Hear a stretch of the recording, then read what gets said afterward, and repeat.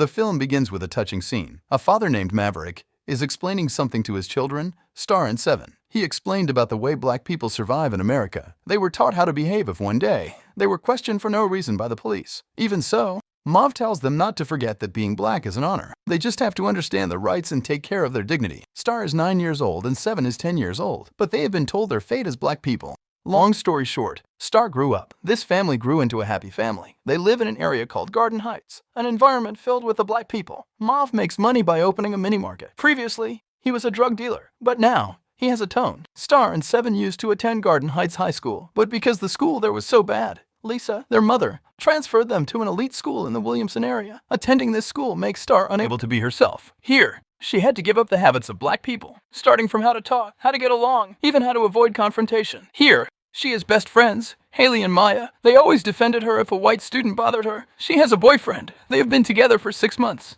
This boy's name is Chris. That guy is the best thing she has in this school. But still, many wealthy white students looked on cynically, and probably wondering why Chris would ask her, a black girl, to be his girlfriend. During the weekend, she went out with her friends, Kenya, at a party. Kenya is Seven's sister, or she is the daughter of Mav's ex-wife. Even so, they remained friends. While at the party, Starr notices Khalil's presence. He is her childhood friend. Even Khalil's grandmother used to be her babysitter when she was a kid. Since they had not seen each other for a long time, they asked each other about how they were doing. While they were chatting, there were people fighting at the party. So, a gunshot was heard and caused everyone to come out. The party was over. Khalil immediately asked Starr to go in his car. In the car, they talked to each other. He used to be a poor boy, until one day, his grandmother was unilaterally fired from the hospital. His grandmother had cancer. So, he had to change his profession to become a drug dealer. This made Starr feel concerned. There, Khalil also shared his life principles, which were inspired by Tupac, a rapper who often inspires black people through his song lyrics, that the hatred they received when they were little would turn into rebellion when they grew up. While on the way, they were suddenly stopped by police officers. Mav had taught Starr since she was a child about the way of life as a black person. She immediately put her hand on the dashboard of the car. So, the officer could see her hand, but Khalil was a little stubborn. He didn't want to do it, until finally, Starr forced him not to show his driver's license, because she felt that they had done nothing wrong. This officer finally told Khalil to get out of the car. Starr had wanted to record this incident, but she was afraid. When this officer checked the driver's license, Starr immediately looked for her cell phone that fell, and ruffled Khalil's car. Seeing Khalil looking relaxed, she reminded him to keep doing what the officers told him to do. Khalil then took the comb from inside the car, and this officer shot him instead. Stop right there! Stop! No! Sit down. What did you do? Be quiet, ma'am. Starr was shocked. It turned out that there were no weapons other than a cone. She felt hysterical because Khalil died on the spot because he was hit by several shots from officers. After the incident, she accompanied Lisa and Mav to the police station. She was questioned by Detective Gomez and Detective Willie. This detective should be asking the chronology, but they often ask about who Khalil really is. What did Khalil do? Is Khalil a user or not? And etc. However, there is no question about the police who killed Khalil. Carlos, Starr's uncle, immediately told them to stop the interrogation. Carlos also became one of the police officers. This incident traumatized Starr because she saw her friend killed. Luckily, there is Mav, who always accompanies his daughter. When they all went to Khalil's grandmother's house, all eyes were on Starr. Khalil's grandmother was deeply saddened by Khalil's passing. At that time, Carlos and his wife came to Khalil's grandmother's house. He conveyed his condolences to his grandmother Khalil. At the same time, Chris contacted Starr about their date, but Starr couldn't tell what really happened. She said that she couldn't come without explaining any reason to Chris. When outside, Mav asks what happened to the police who killed Khalil. They were surprised that Carlos said he only got paid leave. Of course, there will be a full investigation into the case, and that will be done by the district attorney. Mav can already guess where this case is going. Surely the chances of justice for Khalil are so small. Carlos says if Mav can't trust the system, at least he can trust him. While at school, Starr was down. Will she be considered a tyrannical black girl if she tells that her black friend was killed by the police? She chose to remain silent and behaved as usual in this school. Even when Haley asked, she still chose to silent because she didn't know what her friend's response is. One afternoon, Starr and Kenya went to a cafe. While ordering food, they watch a news broadcast about Khalil's death and the fact that he was killed by a cop. The news has spread in the community. And on the news, Khalil's mother demanded justice for her son. Kenya regrets why the media presents Khalil's mother like that. Maybe because she was black. After that, Kenya asked Starr if she's going to tell everyone the truth. But Starr was still thinking about it. Besides, her parents forbade her to tell everyone. At the same time, Kenya's father, King, came to them. He told them to get in the car. He was a big drug dealer in the area. Mav used to be part of his members. In the car, King tells Starr that he knows what happened to Khalil. He said that seeing the incident was very hard, but it will be harder to forget it. He told Starr to continue her life. After dropping off Starr, Mauve talks to his old friend, King. He talked about their current life. Then King suggests to Mauve that Starr shouldn't tell the police that Khalil works for him, because Starr would be in trouble. Before leaving, he told Starr to forget about the incident. At home, Lisa, who is listening to Mauve's story, catches that King is about to threaten Starr. Implicitly, King would hurt their daughter if Starr told the police about Khalil's work. Then she asked Mauve to move for the good of their family. But according to Mauve, King won't bother them, like when he decided to quit from the drugs world. It was a funeral day for Khalil. While Starr was getting ready, Mauve came to her. Starr tells of Khalil's outlook on life, that whites will always view the blacks with hatred, that the law was made against them, black people. Mauve says why so many black people are drug dealers, because they need money. But unknowingly, black people fall into a vicious circle. Becoming a dealer looks like a solution to get out of poverty. But drugs also destroy the black generation. He didn't want to repeat his mistake. He wants to be a good model to his children. While at church, Starr couldn't help but cry when she saw Khalil's body lying in the coffin. Everyone was present at the mass, including King and his family. At that time, the priest invited someone who wanted to say something. A woman named April came to the stage. She is a lawyer from Jazz for Justice. She said that the police had no intention of properly punishing the officer who shot Khalil. Although there are credible witnesses, she invited everyone to take a peaceful demonstration to the police station after the mass was over. Her words sent energy to the congregation who were present to fight for justice. Before returning to her seat, she looked at Starr. It was as if she had invited Starr along too. When it was over, there was already a group of people getting ready to protest at the police station for justice for Khalil. Worried that this peaceful demonstration will end in chaos, Mauve invites all his family members to go home. It invites disappointment for other friends, because they should have joined too. In accordance with Mauve's prediction, when the news showed the protest on TV, the peaceful demonstration turned violent. Resistance against the police, until it is unavoidable. The news also caught Chris's attention to find out what had happened. He immediately called Starr to ask if she and the other family were safe or not. At the same time,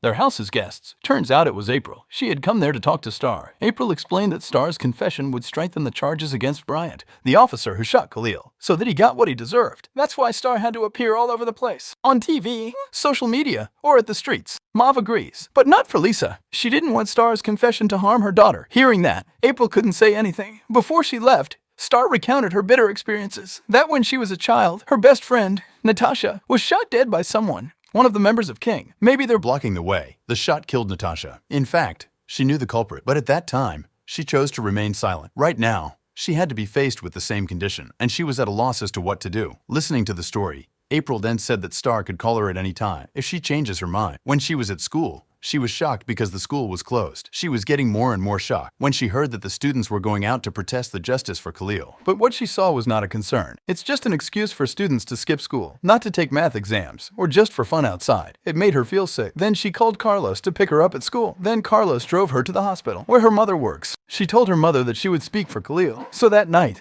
they went to the TV station. Accompanied by April, she was interviewed in a segment. She spoke with a blurred face. However, when interviewed, she was too led to tell who Khalil really was, instead of asking about her confession. So, she said that Khalil was forced to become a dealer under a man named King in the Garden Heights area. This was watched by King and his family at home. But after that, Starr bravely interrupted by veering the conversation towards the shooting incident. After that, the family went out to have dinner. While they were chatting, Starr saw King waiting for them outside. Mob jumped into action. He then came out and directly confronted King. But before they fight, King and his members choose to leave because the police are coming. Only Mauve was there alone. The police immediately accused Mauve of dealing drugs. Then the police searched him, but the police found nothing from him. Even though Lisa gave Mauve's ID to the police still wouldn't let him go. So, there was resistance given by his family. Starr also took out her cell phone to record. So, did everyone in the restaurant. Put that down now. I have a right to record this. We see y'all and all these cameras do too. We want to show everybody how y'all really treat us.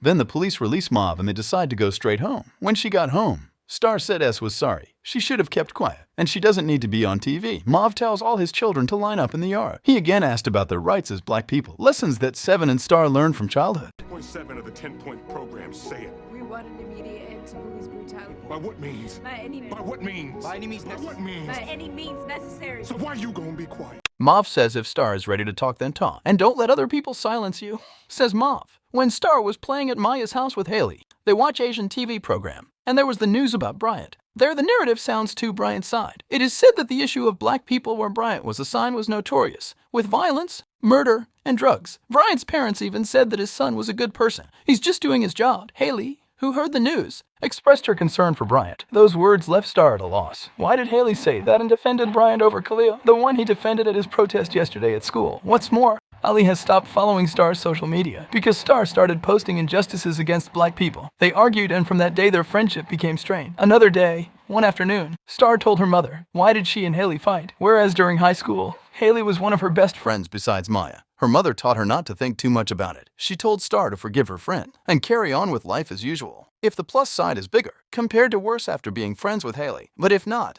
then just let it go, said Lisa. One night at prom night, Chris asked Starr about her TV interview. He said he knew the obscured figure was Starr. Chris simply asked if Starr knew Khalil. He wanted to empathize with what Starr was going through. But in fact, Starr's experience had to watch two of her little friends die in front of her, beyond what Chris could have imagined. She also said that was the reason. Why did their mother send her and Seven to Williamson? Because to protect their children. She also said that she had to be two versions of herself. At home, she can't be a Williamson kid, and when she's at Williamson, she can't be a Garden Heights kid. That night, Chris bravely drove Starr and Seven home to meet Starr's parents. Funnily enough, when it arrived, he is even considered a driver by Mauve. But it's different with Lisa. He turned out to already know Chris and he welcomed him well. Mauve still can't accept it, so that makes Chris feel uncomfortable and prefer to go home. Mauve is actually mad that he's the only one who doesn't know that Starr has a white boyfriend. But in the end, Starr was able to explain it to Mauve. Suddenly, they are startled by gunfire that goes into their house. It was King's men, who is still terrorizing Starr because of the interview on TV yesterday, because they feel insecure. So, they decided to flee to Carla's house. All the members are in, but Mauve wants to go back to the house because he wanted to make calculations with King. Likewise, with Seven, who went with Mauve. They both then waited at home. They were on standby when King returned because Mauve has to protect his family. In the morning, at breakfast, Carlos spoke to Starr. According to Carlos, for some people, this case is not considered a crime. But maybe the raid ended badly. The vigilance of officers stopping drivers on the side of the road is not to blame. If the driver is disobedient and keeps the door or window open, they might reach for a gun, and officers will not hesitate to shoot. But Carlos' answer left Starr disappointed, because such operational standards only apply to black people. And it was a white man driving a Mercedes. Would you shoot him, or would you say put your hands up? I say put your hands up. The trial day begins. Starr will testify before a jury. Predictably, the majority of the jurors were white. She went through the trial calmly. She explained all her testimonies well. Another day, at school, Haley came to Starr. She still didn't realize that she had been being racist all along. She thought Starr was different because she was never threatening, unlike Khalil, the drug dealer. Hearing this, Starr immediately took a comb from Haley's bag and asked if this looked like a weapon. Haley replied, "It looked like a gun in Khalil's hand." Hearing this, Starr was furious. Does it look like a weapon? Get it on the ground! No! Don't move! That's what it's like! Chris came over and tried to calm an upset Starr. At the same time, Starr gets a message from Kenya that Seven was beaten by King. She, along with Chris, ventured into King's house to pick up Seven. Luckily, King wasn't home. King's wife were at home, then tried to protect them. She told them to leave quickly before King returns. When they are on the road, there have been many protests demanding justice for Khalil. They protested at the city hall, casting time because the jury's verdict said Bryant was innocent, and there will be no further trial because Bryant escaped punishment. Starr decided to get in on the action. She told Chris to take Kenya and her brother to a safe place. Meanwhile, she will join the demonstrators. Before reaching City Hall, they have been intercepted by the police with full weapons.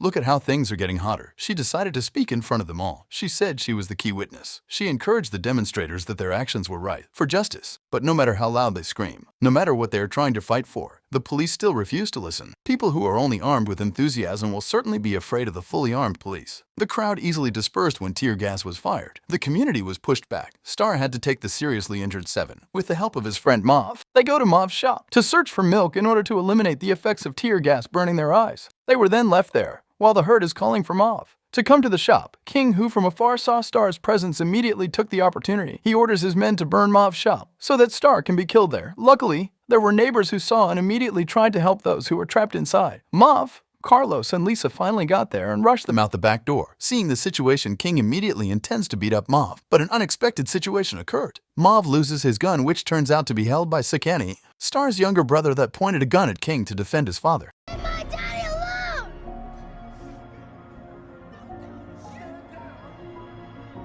Starr immediately moved quickly. She didn't want the police to shoot her brother. She made everyone aware that how long something like this had to keep repeating itself. The cycle must be broken at this point. How many of us die before y'all get it?